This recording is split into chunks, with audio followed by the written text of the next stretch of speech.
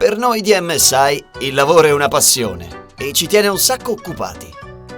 Ma pochi sanno che, levati i panni di MSI, alcuni di noi nascondono un'identità segreta.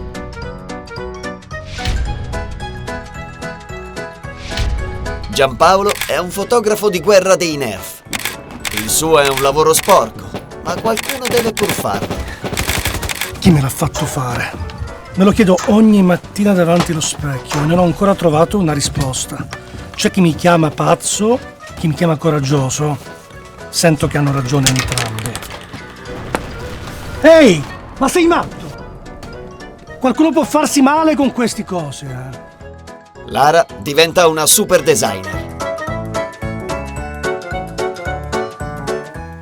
Il concetto di arte ormai è vecchio. Tutte le scuole di pensiero che abbiamo studiato ormai sono superate. A quale scuola mi ispiro?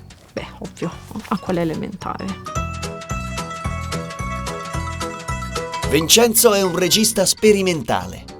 Andrea, un po' di luce sulla punta, per favore. Ottimo. Il mio ultimo progetto parla della vita di una banana fino alla sua morte e rientra in questo progetto, in questa tetralogia della vita della frutta, a partire dalla vita del mirtillo, passando poi alla vita dell'avocado. Ma speriamo che duri meno della vita della mela. Ci ha impiegato un mese quella maledetta per morire. Si può dire maledetta?